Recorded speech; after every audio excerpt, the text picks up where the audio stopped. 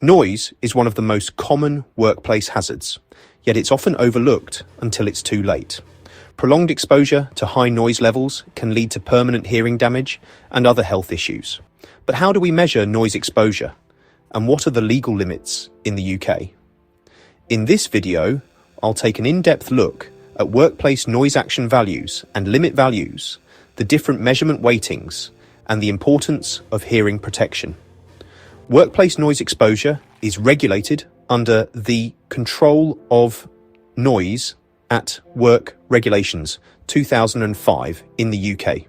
The regulations set out two action values and an absolute exposure limit, measured using A-weighted and C-weighted sound levels. The lower exposure action value, or LEAV, is set at 80 decibels A-weighted over a time-weighted average, or TWA. Employers must provide information, training and hearing protection upon request at this level. The upper exposure action value, or UEAV, is set at 85 dBA TWA. At this level, employers must implement noise control measures and ensure workers wear hearing protection. The exposure limit value, or ELV, is set at 87 dBA TWA. Workers must never be exposed to noise above this level, even with hearing protection.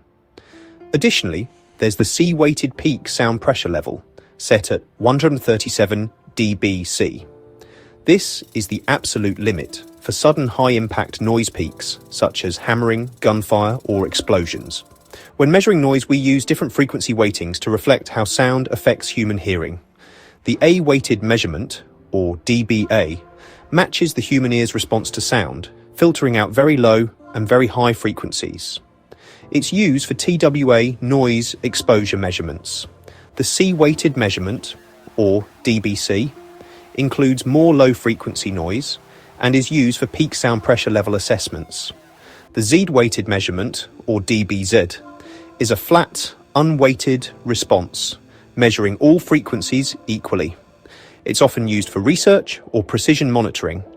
Understanding these weightings is crucial for accurate workplace noise assessment. Noise levels follow a logarithmic scale, meaning an increase of 3 decibels doubles the noise energy. This is known as the 3 dB exchange rate. For example, 85 dB plus 85 dB does not equal 170 dB, but rather 88 dB. Adding a third identical noise source raises the level to 90 dB. This means that even a small increase in decibels represents a significant increase in noise intensity and potential hearing damage. Selecting the right hearing protection depends on how much attenuation is required. There are 3 common methods for measuring hearing protection effectiveness. The SNR, or Simplified Noise Reduction, provides a single average dB reduction value. It's easy to use but less precise. The HML, or High Medium Low Frequency Attenuation, provides different attenuation levels based on low, mid, and high frequencies, giving a more detailed picture. The octave band analysis is the most precise method, breaking down attenuation across specific frequency bands to match the noise environment. It's used for custom hearing protection solutions. Choosing the right hearing protection is essential to balance noise reduction without over-attenuating, which could lead to communication issues. Noise monitoring requires specialized instruments, each with different applications.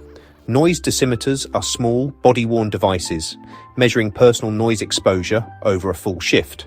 They're ideal for workers moving between noise zones. Sound level meters, or SLMs, are handheld meters for spot-checking noise levels. They're used in area monitoring and compliance assessments. Type 1 instruments offer high precision, accurate to +1 dB, used in detailed noise analysis and research. Type 2 instruments are for standard industrial use, accurate to +2 dB, sufficient for workplace compliance monitoring.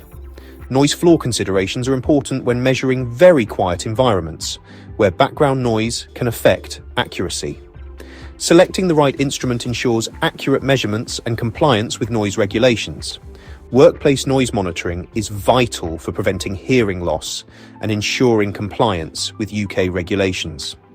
By understanding action values, measurement weightings, hearing protection methods, and noise monitoring tools, businesses can effectively reduce risks and protect workers. If you need noise measurement equipment for purchase or hire, contact 7 Solutions today. Thank you for watching. Stay safe and remember to protect your hearing.